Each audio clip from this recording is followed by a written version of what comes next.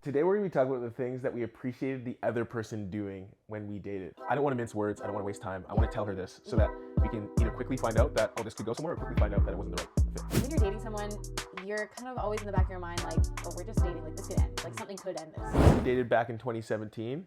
It feels like just yesterday, but at the same time, it feels like so long ago. Yeah, I mean, now 2025, it's like 8 years ago. That's crazy. That's wild. It doesn't feel like that. It Anyways. doesn't feel like that long ago. Let's get right into it. You want to start us off?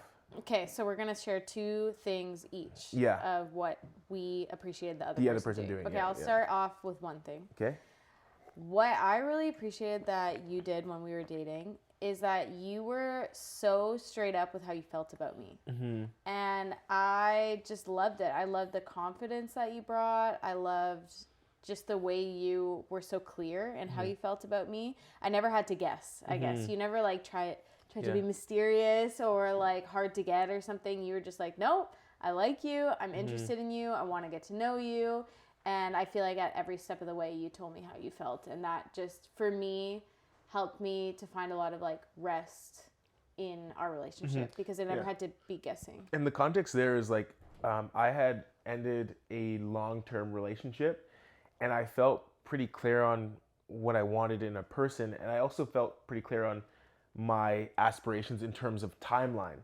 And so I'm like, oh, if this person is someone who seems remotely interesting and like someone that I can picture a future with, I don't want to mince words. I don't want to waste time. I want to tell her this so that we can either quickly find out that, oh, this could go somewhere, or quickly find out that it wasn't the right fit. Yeah. And I just want to be upfront with you so that you knew where I was at. Yeah.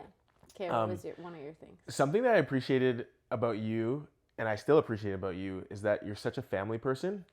And I felt as if when we were dating, I had a lot of time to be around your family, allow them to get to know me, and then I was given the opportunity to get to know them. And then you also, I got to see you in a context that is most comfortable to you. Yeah. And so because of that, we were able to almost like learn things about each other and me specifically to you because you were so intentional with letting me spend time with your family and stuff like that. And I found it super helpful. What do you think is like the downside to someone not being able to spend time with their significant other's family? I feel like you see such a different side of someone when they're with their family, and that's whether you have a good relationship with your family or a bad relationship with your family.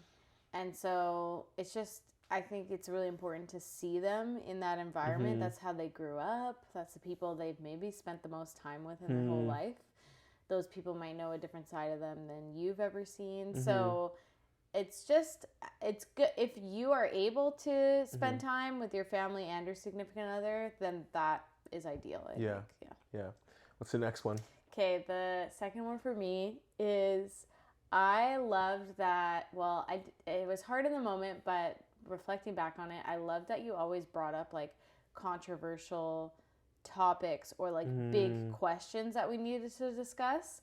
And the reason why I say it was hard in the moment is because like when you're dating someone, you're kind of always in the back of your mind like, oh, we're just dating, like this could end, like something could end this. Like obviously we both have deal breakers, we both have still considering each other, like we're not married. So I think when you would bring up like big conversations, it was important because it really helped us to really get to know each other and where we were at and see like, okay, I think this is the person I want to marry because we got through all these conversations. Whereas if we avoided them, it's like we don't truly know our thoughts about certain things. And it's so easy to avoid those topics. And I think my personality wants to avoid those topics. So I really appreciated that you always brought them up. I think there's that like old school line that says almost like don't talk about religion, politics, or money. Yeah.